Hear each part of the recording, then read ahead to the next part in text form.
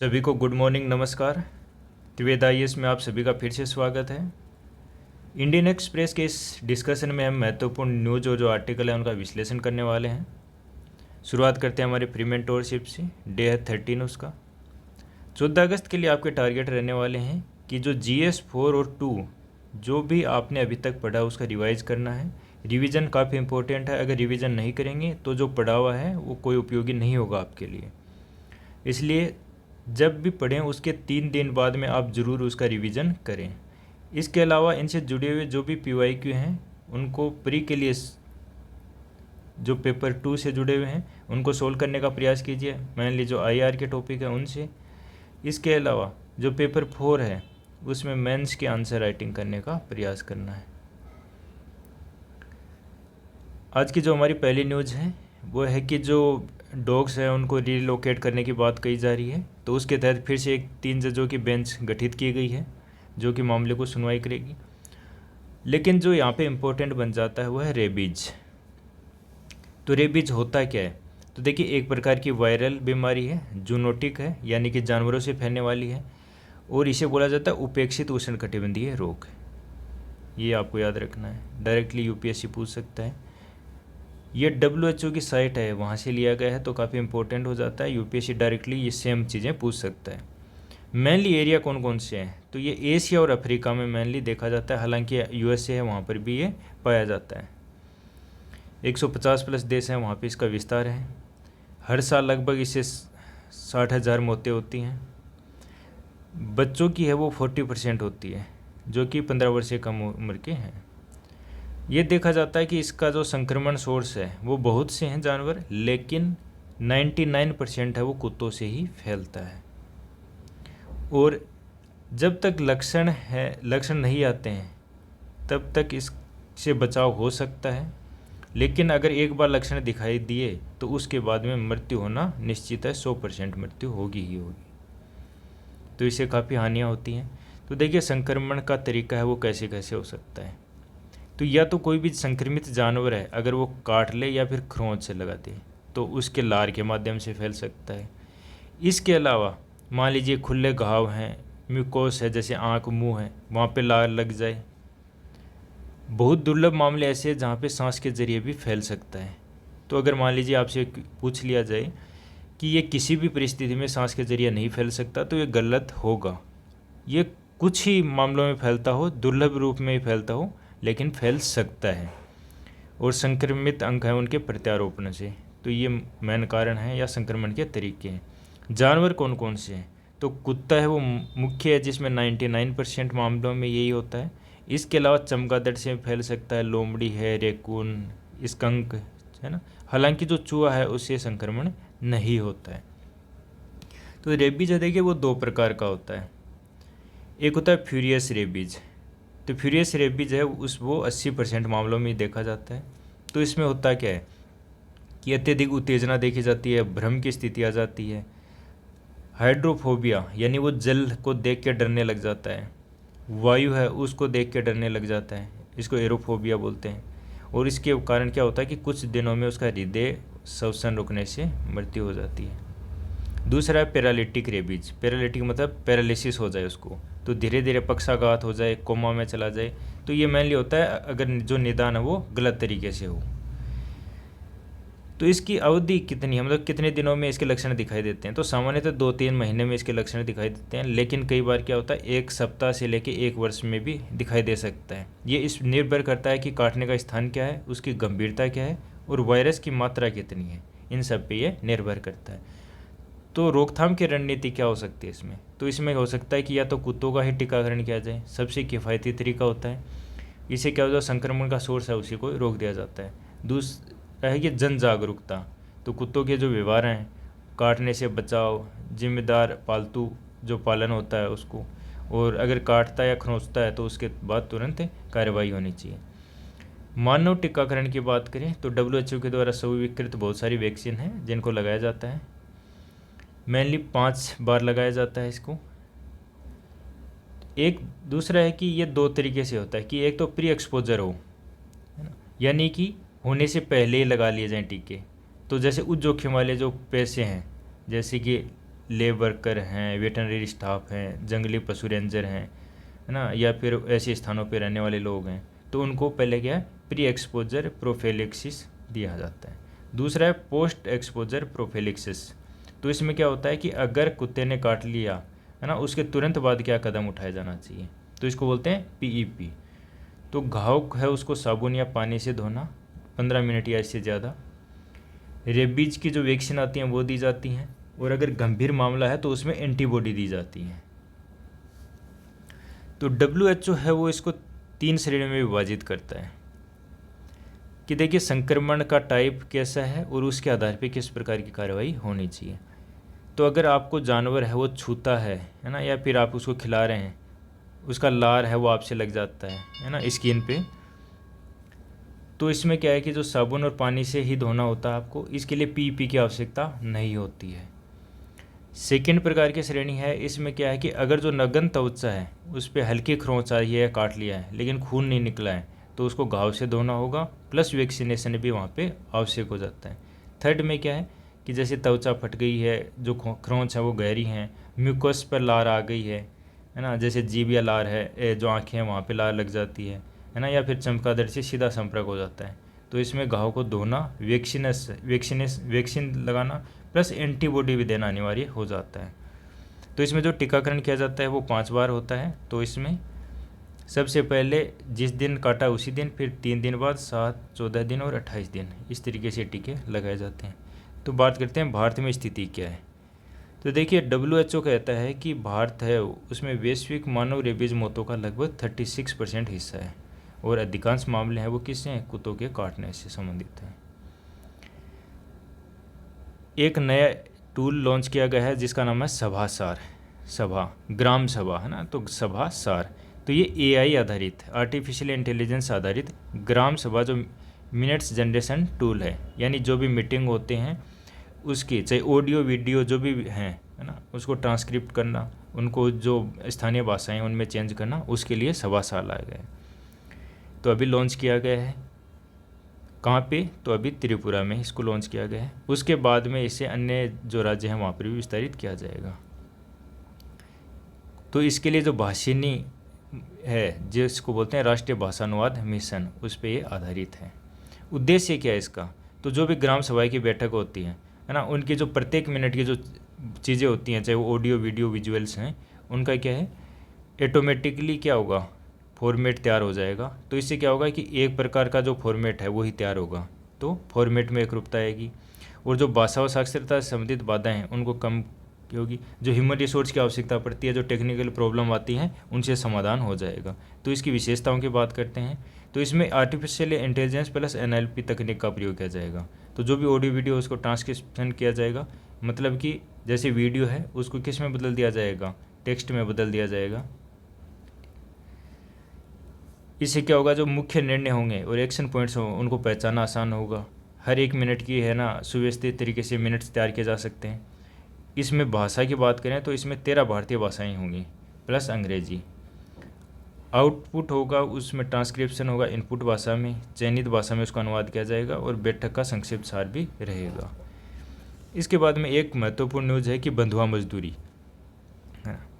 तो बंधुआ मजदूरी है उसमें मुक्ति के बाद भी अधूरी आज़ादी। तो ये एक यूपी का मामला है, मुजफ्फरनगर का। इसको आप मेंस में यूज कर सकते हैं, काफ़ी इम्पोर्टेंट है। तो अगर आपको केस स्टडी हो, है ना, तो केस स्टडी के रूप में इसको लिख सकते हैं, बंधुआ मजदूरी के लिए आता है। तो वो घटना है 2019 की। तो वहाँ पे क्या होता है कि जो मुजफ्फरनगर हैं वहाँ पे 2 पति पत्नी हैं और अन्य 4 परिवार भी रहते हैं। तो वो क्या करते हैं, ईंट भट्टों में काम करते हैं।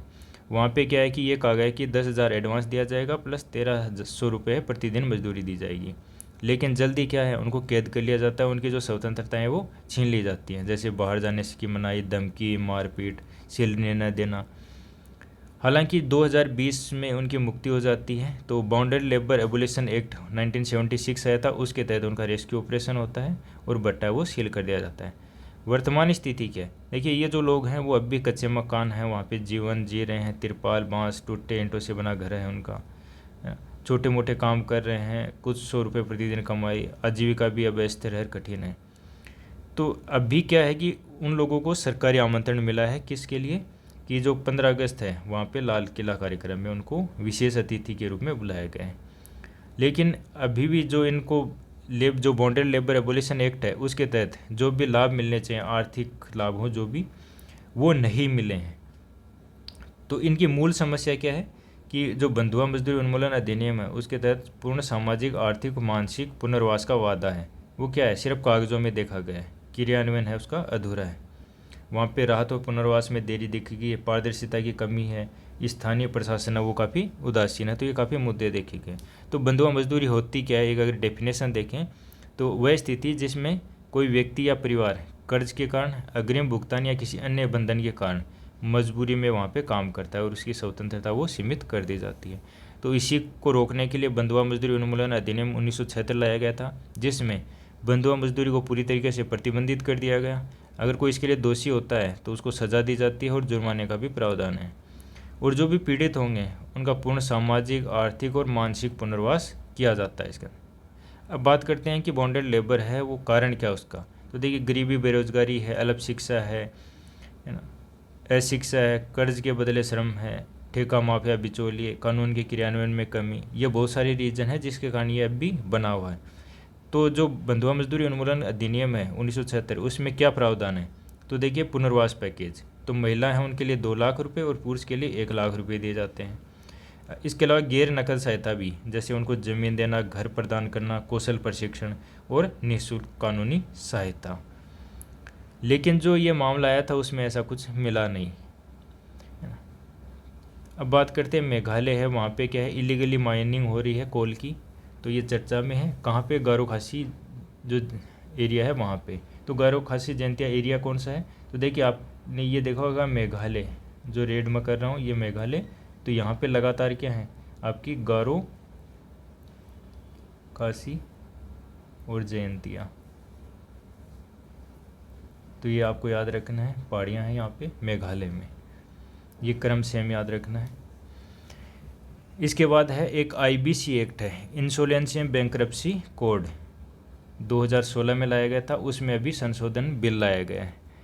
तो ये लाया क्यों गया है, तो देखिए, सबसे पहले बात करते हैं कि इंसॉल्वेंसी एंड बैंक्रप्सी कोड 2016 में है, वो लागू किया गया है। क्या किया गया था, उद्देश्य क्या था, तो इसका उद्देश्य था जो वित्तीय संकट में फंसी कंपनियां हैं उनके समयबद्ध पुनर्गठन करना और उनका पुनर्जीवन करना।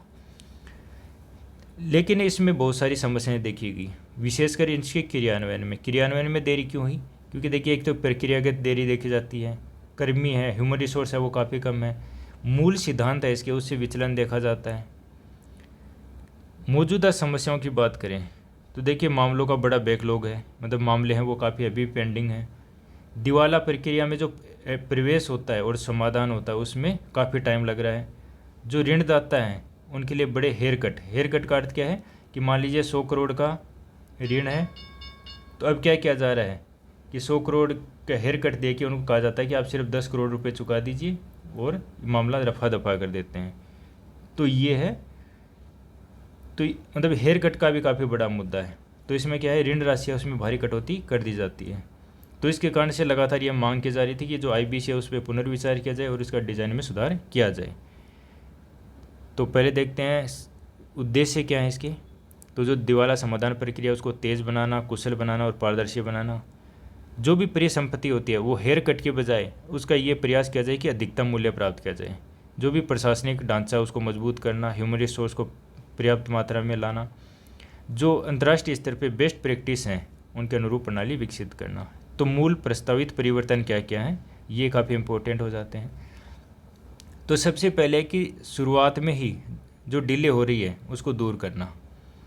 तो मान लीजिए कि कोई जो भी ऋणदाता है अगर वो मामला लाता है, दिवाला आवेदन करता है, तो ये उसे अनिवार्य रूप से स्वीकार किया जाएगा। वर्तमान में ये नहीं होता है ना।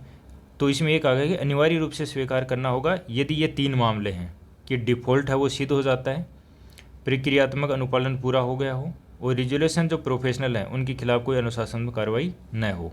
ये 3 स्थिति है जिसमें जो दिवाला आवेदन है उसको अनिवार्य रूप से स्वीकार करना होगा। अब क्या है कि जो अतिरिक्त आधार हैं उन पे आवेदन अस्वीकृत नहीं किया जा सकेगा, डिफ़ॉल्ट ही मुख्य आधार होगा। तो याद रखना है डिफ़ॉल्ट। तो इसमें क्या है कि जो वित्तीय संस्थाओं के रिकॉर्ड है उसी को डिफ़ॉल्ट के लिए पर्याप्त और निर्णायक प्रमाण के रूप में माना जाएगा। तो ये आपको याद रखना है कि डिफ़ॉल्ट का जो पर्याप्त और निर्णायक प्रमाण किसको माना जाएगा, जो वित्तीय संस्था का रिकॉर्ड है उसे ही। देखिए अभी भी ये प्रावधान है कि जो निर्णय होता है वो 14 दिन के भीतर होना चाहिए, 14 दिन के भीतर। लेकिन वास्तविकता में क्या है कि इसमें औसतन कितना टाइम लग रहा है, 434 दिन। फिर सुप्रीम कोर्ट में मामला आता है तो 2022 में, तो वो भी क्या कहते हैं कि ये 14 दिन है, ये अनिवार्य नहीं है, ये विवेकाधीन है। तो इसका फिर मिसयूज होने लग गया। तो फिर अब भी जो प्रावधान है उसमें ये संशोधित करके प्रयास किया जा रहा है कि ये 14 दिन में ही निर्णय हो, इसको अनिवार्य किया जाएगा ताकि जो देरी है उसमें कमी की जा सके। फिर इसके बाद में आउट ऑफ कोर्ट, मतलब कोर्ट के बाहर है, उसको मैकेनिज्म को विकसित करना। तो इसके लिए है कि CIIRP यानी creditor initiated insolvency resolution process. इसके तहत क्या होता है कि जो वास्तविक व्यापारिक विफलता हैं उनके मामलों में अदालत से बाहरी समाधान करना। देखिए जब अदालतों से बाहरी मामले सुलझ जाएंगे तो इससे क्या होगा, जो न्यायिक प्रणाली है उस पर बोझ कम होगा, ईज ऑफ डूइंग बिजनेस है उसको बढ़ावा मिलेगा, क्रेडिट तक आसान पहुंच होगी। तो इसमें प्रक्रिया की बात करते हैं, प्रोसेस क्या है। तो देखिए सबसे पहले क्या है कि जो वित्तीय ऋणदाता है उसको देनदार के बकाया ऋण का कम से कम 51% प्रतिनिधित्व करने वाले जो ऋणदाता हैं उनको सहमति लेनी होगी। मान लीजिए अलग अलग बैंक हैं ABCD, है ना। तो इसमें सबसे पहले टोटल इतना देखना होगा कि जो 51% ऋण है, जितना टोटल है उसका 51%, जितने मान लीजिए ये 3 बैंक 51% रखती हैं तो उनकी सहमति लेगा पहले। फिर क्या है कि जो कंपनी का प्रबंधन है वो कॉरपोरेट जो डेबिटर हैं उनके पास रहेगा, लेकिन रेजुलेशन प्रोफेशनल हैं वो बोर्ड बैठकों में भाग लेगा और उसके जो पास वीटो पावर भी होगी। ये सब उसको 150 दिनों के भीतर पूरा करना अनिवार्य होगा। यदि मान लीजिए ये समय सीमा में समाधान नहीं होता है या फिर अस्वीकृत कर दिया जाता है इस रेजुलेशन को, तो मामला सामान्य CREP यानी कॉरपोरेट इंसॉल्वेंसी रेजुलेशन प्रोसेस में परिवर्तित होगा। इसके बाद में आता है एक ग्रुप इंसॉल्वेंसी फ्रेमवर्क।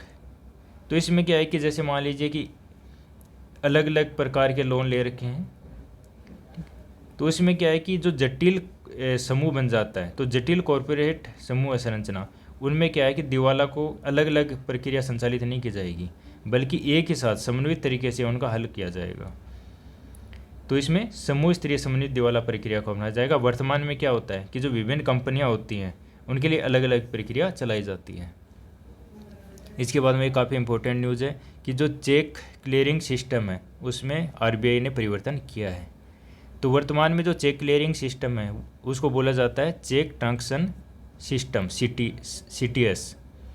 इसमें क्या होता है कि जो जब चेक जमा करवाते हैं ना, तो जमा करवाने के T+1 या फिर T+2 यानी कि जमा करने के 1 दिन बाद और जमा करने के 2 दिन बाद इतना टाइम लगता है उसको क्लियर होने में। तो इससे क्या है कि काफ़ी देरी हो जाती है।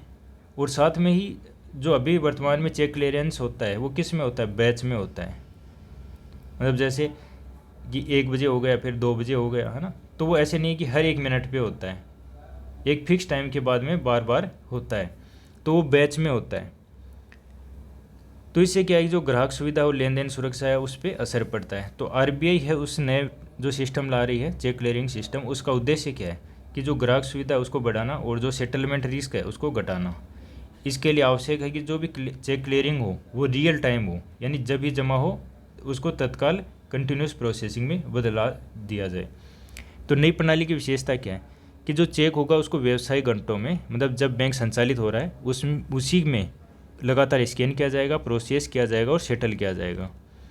अब बैच प्रोसेसिंग नहीं होगी कि एक निश्चित टाइम के बाद में एक साथ में सबको जोड़ा जाता है और फिर उसको क्लियर किया जाता है, बल्कि अब कंटिन्यूस क्लियरिंग प्रोसेस को अपनाया जाएगा। तो ये वर्ड याद रखना है, कंटिन्यूस क्लियरिंग प्रोसेस। तो जो क्लियरिंग समय है जो T1+1 T+2 है उसको अब क्या है कुछ घंटों में ही सीमित कर दिया जाएगा। तो इसके कार्यान्वयन की समय सीमा कितनी रखी गई है और चरण, तो ये 2 चरणों में लागू किया जाएगा। पहला चरण है कि अक्टूबर 2025 से जनवरी 2026। तो इसमें क्या है कि बैंकों को उसी दिन शाम को 7 बजे तक चेक को स्वीकृत करना होगा या फिर अस्वीकृत करना होगा। यदि इसी समय में वो कोई प्रतिक्रिया नहीं देते हैं तो चेक को स्वतः ही स्वीकृत मान लिया जाएगा और उसका सेटलमेंट हो जाएगा। सभी चेक प्रोसेसिंग की अंतिम समय सीमा 7 बजे तक रहेगी। उसके बाद में दूसरा चरण होगा जो 3 जनवरी 2026 से शुरू होगा। इसमें क्या है कि जो शाम 7 बजे तक था कि किसी ने मान लीजिए सुबह 10 बजे चेक जमा करवाया तो हो सकता है कि उसका भी शाम को 7 बजे तक हो। लेकिन अब फिर 3 जनवरी 2026 से क्या होगा कि 3 घंटे के भीतर ही उसको स्वीकृत या अस्वीकृत करना होगा, और अगर ये नहीं किया जाता तो चेक स्वीकृत मान लिया जाएगा और क्लियर कर दिया जाएगा। इसके बाद में एक पिपरवाह प्रकरण काफ़ी चर्चा में है, जो कि क्या है, एक पवित्र अवशेष हैं, बुद्ध के माने जाते हैं। तो इनकी खोज हुई थी 1898 में, एक ब्रिटिश सिविल इंजीनियर थे उनके द्वारा। तो यूपी में एरिया है ये पिपरवाह स्तूप, है ना, जिसको क्या बोला जाता है, कपिल वस्तु माना जाता है। वहाँ पे खुदाई की गई तो वहाँ पे एक पत्थर का कोफर मिला था जिसमें भगवान बुद्ध के अवशेष मिले थे और बहुत सारी और चीज़ें भी मिली थी। इसमें ब्राह्मी लिपि में अभिलेख भी लिखा गया है ना, जो क्या है, लिपि में शाक्य वर्ग द्वारा ये अवशेष समर्पित किए जाने का उल्लेख है। तो इनका संबंध किससे है, बुद्ध से है। तो हाल ही में इनकी नीलामी की जा रही है जिसके कारण ये चर्चा में है। तो आपको ये बस पिपरवाह याद रखना कि कहाँ पे, यूपी में एक स्तूप है जहाँ से ये चीज़ें मिली थी और यहाँ पे ब्राह्मी लिपि का यूज किया गया है। फिर भारत में श्वेत क्रांति की बात करते हैं। तो ये मैली दुग्ध उत्पादन से संबंधित थी। तो भारत में दुग्ध उत्पादन को बढ़ाने और संगठित करने की दिशा में इसको महत्वपूर्ण माना जाता है। इसकी शुरुआत हुई 1970 में राष्ट्रीय डेयरी विकास बोर्ड के द्वारा। व्यक्ति कौन थे, डॉक्टर वर्गीज कुरियन, याद रखना। तो वाटर रेजुलेशन है उसके जनक हैं। उद्देश्य क्या था कि देश में दुग्ध जो उत्पादन है उसकी कमी को दूर करना, ग्रामीण किसान विशेषकर छोटे और जो सीमांत किसान हैं उनकी आय को बढ़ाना, और जो भी सहकारी समिति है उनके माध्यम से दूध का संग्रह, प्रसंस्करण और वितरण को बढ़ावा देना। तो आज का हमारा डिस्कशन यही खत्म होता है। Thank you.